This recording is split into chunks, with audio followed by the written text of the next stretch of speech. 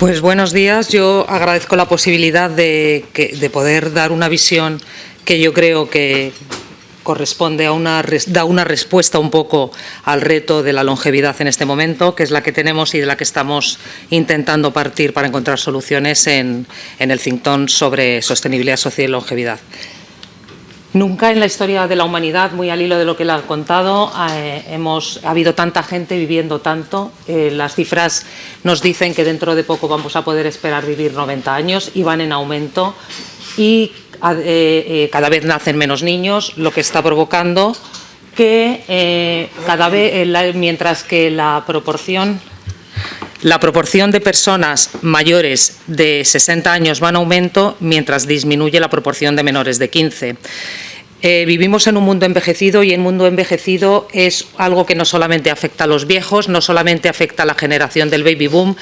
que estamos inaugurando un proceso que va a ser nuevo, pero que va a ser también permanente. La generación X, los millennials, todos ellos también vivirán más tiempo y la longevidad, el vivir más años, es una noticia fantástica para los individuos porque la alternativa es la muerte, pero otra cosa es que sea igualmente buena para las sociedades y las comunidades, incluso para las familias,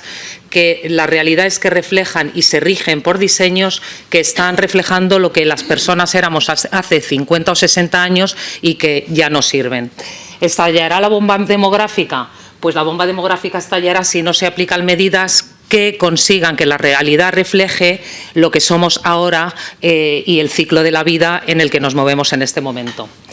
El ciclo de la vida está compuesto por diferentes etapas y la comprensión de cada una de estas etapas la tenemos interiorizada de manera que nuestros comportamientos tienden a ajustarse, tendemos a adoptar patrones de comportamiento que encajen dentro de esa comprensión.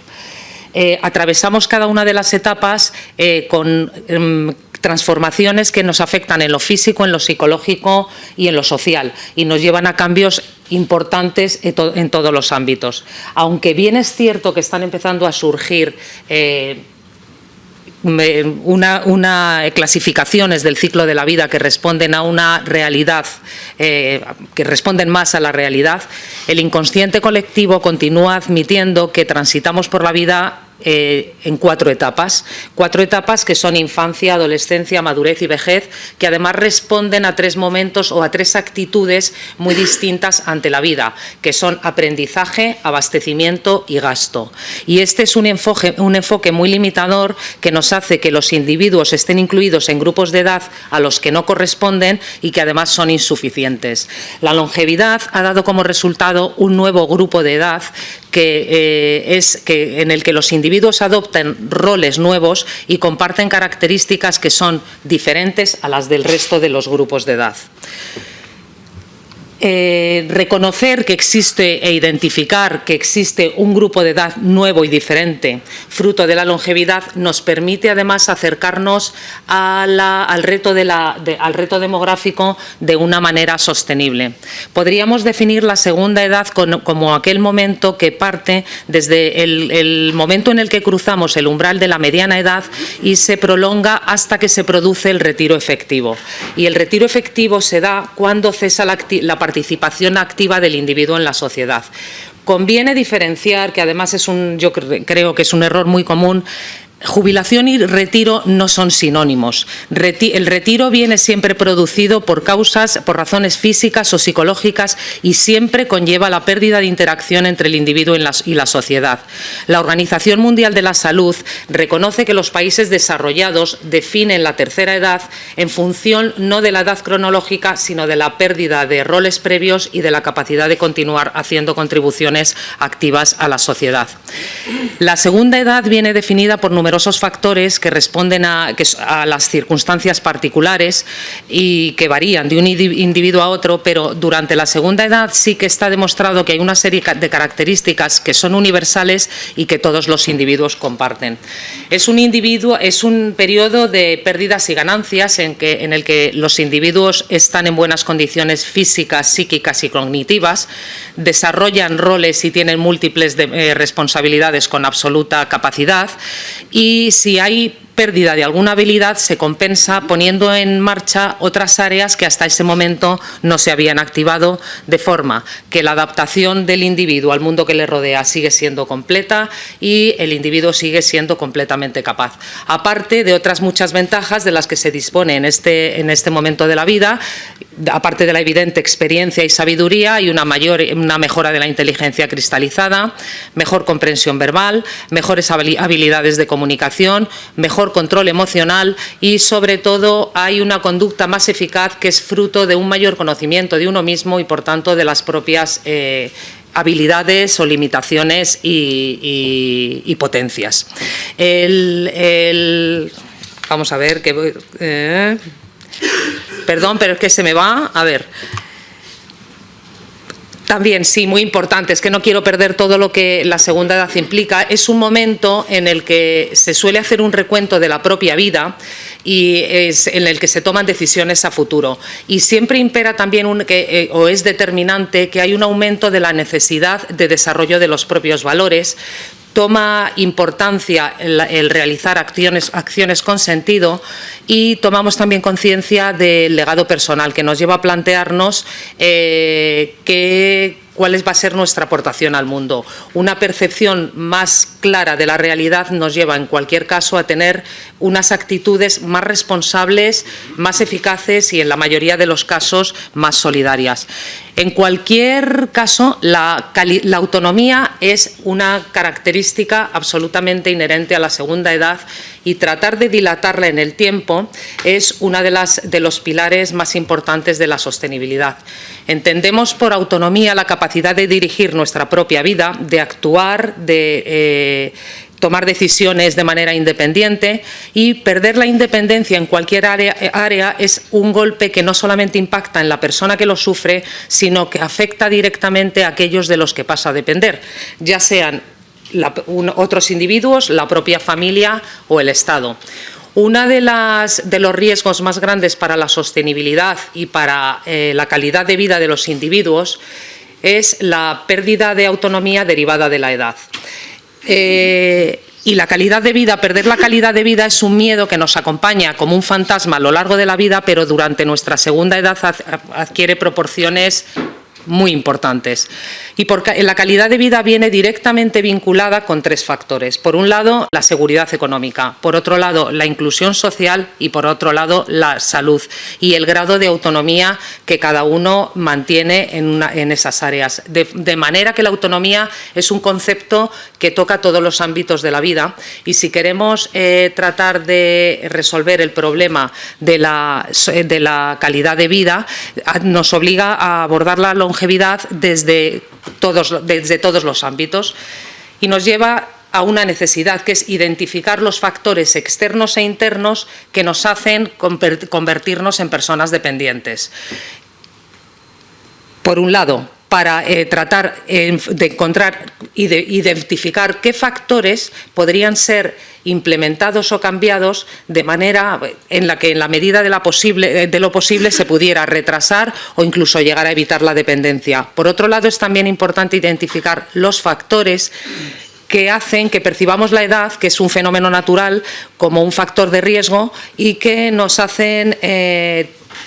temerlo a nivel individual, a nivel familiar y a nivel de toda la comunidad. Deberíamos de ser capaces de irnos ajustando a la nueva situación sin que ello tuviese consecuencias negativas tanto en nosotros como en nuestro entorno. Dentro de la autonomía, la primera base es Se me olvida de ir pasando esto. Bueno, tampoco...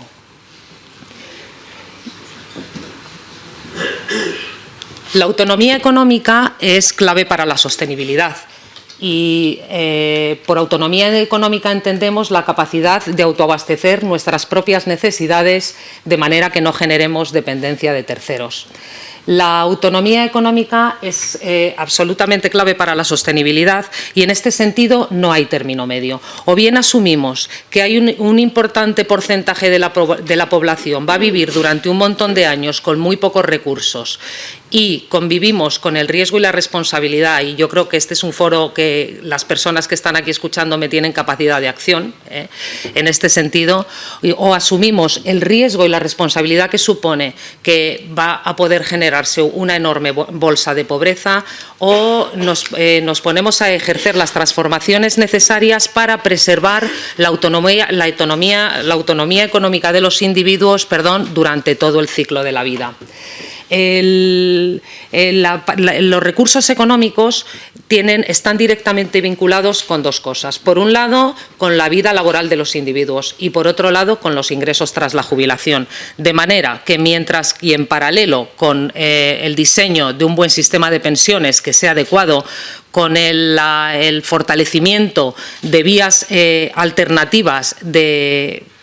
suministro de ingresos que sea para hacerlo también suficiente, hay que poner en marcha medidas que incentiven la permanencia de los individuos en el mercado laboral, que retrasen su salida y, sobre todo, que eviten la tendencia a expulsar del mercado laboral a todo el grupo de la segunda edad, haciendo que pasen a engrosar el grupo de ciudadanos pasivos, convirtiéndose en una carga para terceros y llevándoles a adoptar roles y comportamientos que no les corresponden. En paralelo, estas medidas, que no son un acto de solidaridad, sino tendrán que tener en cuenta un problema que hay que llegar a acuerdos que eviten la lucha intergeneracional por los recursos económicos, pero en cualquier caso no son medidas de carácter solidario. Es la única manera de rentabilizar todo el potencial acumulado de las personas en este momento de su vida, y también es la única manera de aprovechar el enorme potencial para que siga contribuyendo para que siga la contribución al desarrollo.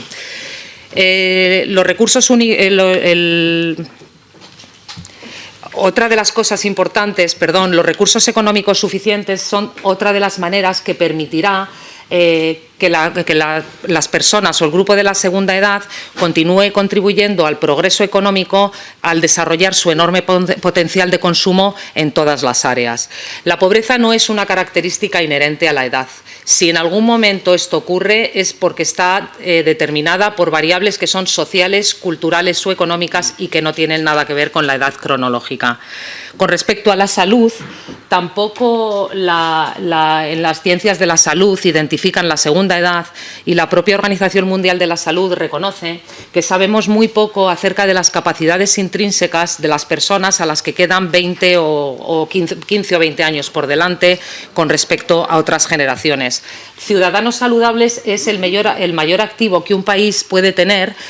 y una realidad que alivia las presiones inflacionarias del gasto sanitario, pero también es la única manera de fomentar las capacidades que permiten que los individuos continúen haciendo contribuciones al mundo. Queda muchísimo por hacer en torno al fomento de las capacidades y la promoción de la salud, no solamente en el plano de lo físico, sino también en el plano de lo psicológico, porque desgraciadamente en la segunda edad se produce, en muchas ocasiones comienza a darse el aislamiento que lleva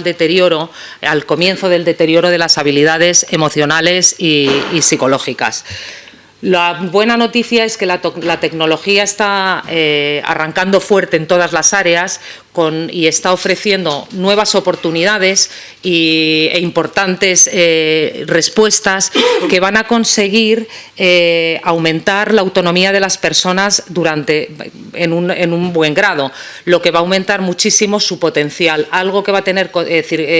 consecuencias positivas en todas las áreas de maneras que hoy ni siquiera podemos imaginar. Y la generación del baby boom es ya una generación con la experiencia tecnológica suficiente como para ser capaz de dar respuesta, de rentabilizar cualquier inversión en este sentido.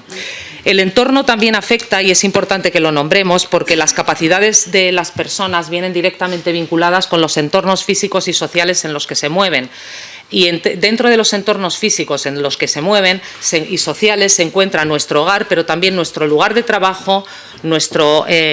vecindario y nuestra comunidad, que determinan nuestra vida o bien directamente o a través de obstáculos o incentivos que afectan nuestras decisiones, nuestras oportunidades y nuestros comportamientos.